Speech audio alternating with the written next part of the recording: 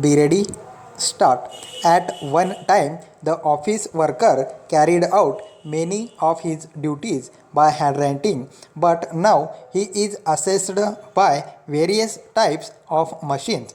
The greatest help is given by the typist with her modern machine, in some cases an electric model and the duplicator.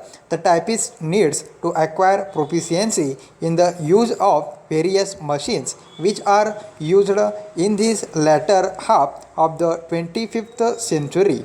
But when once this proficiency has been gained, she is able to work at many times the rate at which the work was carried out many years ago and with a far greater degree of accuracy.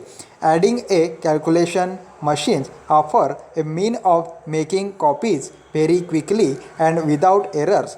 There is constant development of the use of office machinery, and suppliers are willing to send leaflets and booklets showing this type of equipment. There are now many memory aids which the secretary is able to use, and the diary is the main one. But there are others which include the use of 12 folders for each month of the year. The secretary cannot hope to remember all small items of information with which she deals during the week, and which much of her efficiency lies in her ability to know where information may be obtained rather than in trying to remember it.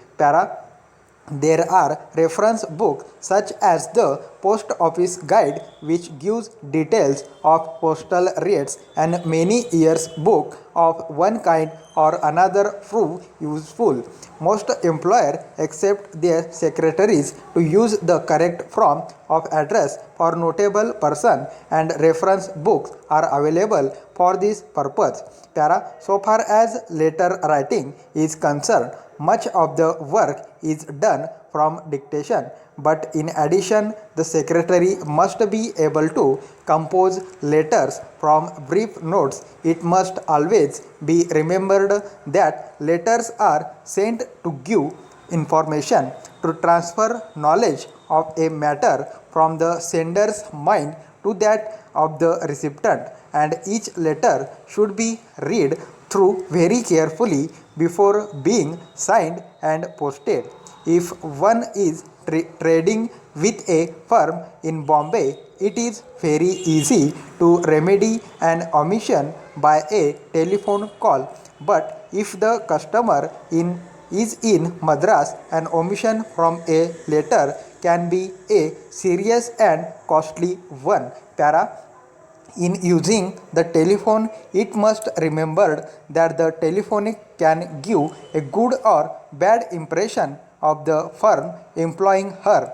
First of all, she should have a good speaking voices. She should be pleasant yet discreet, and she should learn to recognize the voices of the firm's customers. She should try to gain some knowledge of her firm and the business transacted by it. She will then be in a position to deal with calls much more efficiently.